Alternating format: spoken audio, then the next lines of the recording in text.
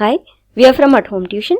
In this video, we are going to see few examples on how to find whether the given relation is an inversely proportional and also to find the missing values for certain variables which are inversely proportional. The first question is, which of the following are in inverse proportion?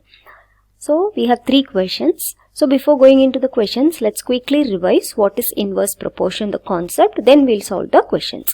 So, we know that when two quantities change in such a manner that if one quantity increases, the other quantity decreases, or we can also say that if two quantities are related in such a way that an increase in one quantity leads to a corresponding proportional decrease in the other. So, then such a variation we will call it as inverse proportion. So, with this concept, let's find for the given relation the area of cultivated land and the crop harvested. So, we want to find whether the area of cultivated land and the crop harvested are in inverse proportion. So, if the area of the cultivated land is increased, that is if you have more land area, then the crop harvested will also be more. If area of cultivation land is less, then the crop harvested will also be less. So, increase in one quantity increases the other, or if one quantity is decreased, the other quantity will also be decreasing. So, we can say that area of cultivated land and the crop harvested are not in inverse proportion. Next question is the time taken for a fixed journey and speed of the vehicle. So, here the journey is fixed. So, the distance covered is constant. So, if the time taken increases, then the speed of the vehicle will decrease. Or if the time taken for the journey is decreased, so to decrease the time taken, we should increase the speed of the vehicle. So, one and the other are oppositely related. So, if one quantity increases, the other quantity decreases. So, hence we can say that time taken for a fixed journey and the speed of the vehicle is inversely proportionate or in inverse proportion. The next question is the population of a country and area of land per person. So, if the population of the country increases, the area of the land required for the person decreases. If population is less, then the area of the land for one person will be more. So, if one quantity increases, the other quantity is decreasing. So, hence we can say that the population of the country and the area of land required per person is in inverse proportion. So, hope you have understood all these three examples.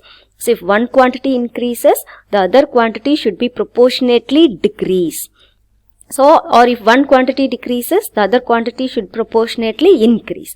Then we can say that those two quantities are in inverse proportion. Now, let us see one more example. In a television game show, the prize money of 1 lakh is to be divided equally amongst the winners. Complete the following table and find whether the prize money given to an individual winner is directly or inversely proportional to the number of winners. So, they have given the table here. So, what's given in a television game show? The total prize money given to the winners is 1 lakh rupees.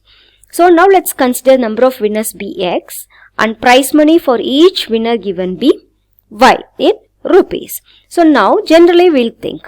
So, if the winners increases, that is if the number of winners increases, then the prize amount will be dividing equally. So, the prize amount received by each winner will decrease. Okay, or if the number of winners is less, then the prize amount received by each winners will be more. So, winners increase, prize amount decreases. So, hence we can say that the number of winners and the prize amount for each winner are in inverse proportion, or they are inversely proportional.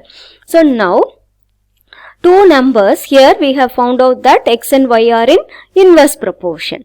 Okay. So, now how we can relate inverse proportion? We know the equation for inverse proportion as X into Y equal to constant, or X equal to 1 divided by Y into constant.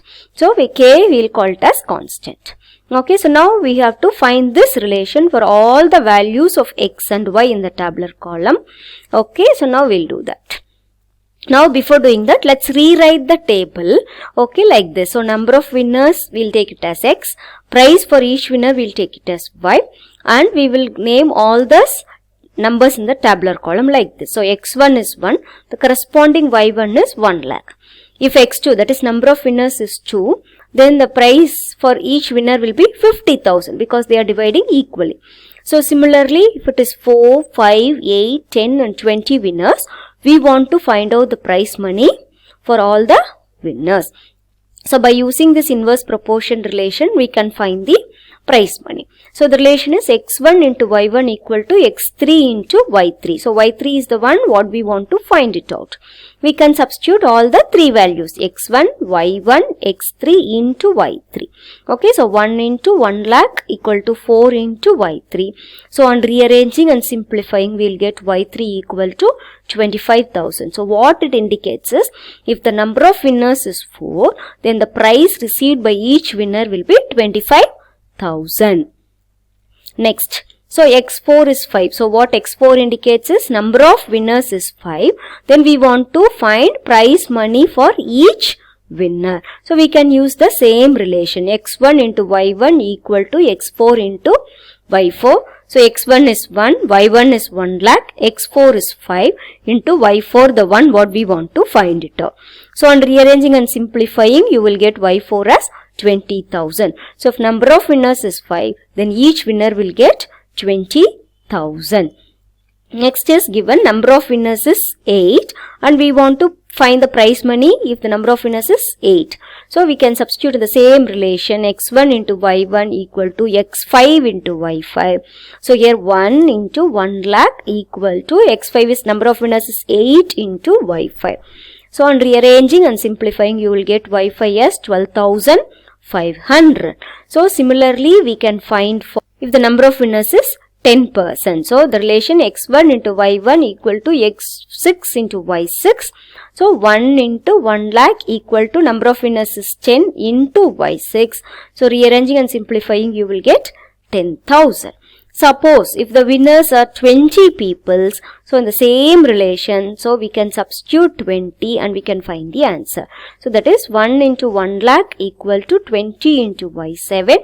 So on the rearranging and simplifying, you will get y7 equal to 5,000. So if the number of winners is 20, then each winner will get 5,000. So we found all the values. Now we will tabulate all the values. So for 4 winners, it's 25,000 and 5 winners, it's 20,000. 8 winners, it's 12,500. And if the number of winners is 10, then each winner will get 10,000 rupees. And if the number of winners is 20, then each will get 5,000 rupees. I hope you have understood how to find whether the given relation is in inverse proportion, and if there are few values for the variables are missing, then you can use the relation x into y equal to a constant for all the various values of x and y. You can find the unknown values. Thank you for watching this video.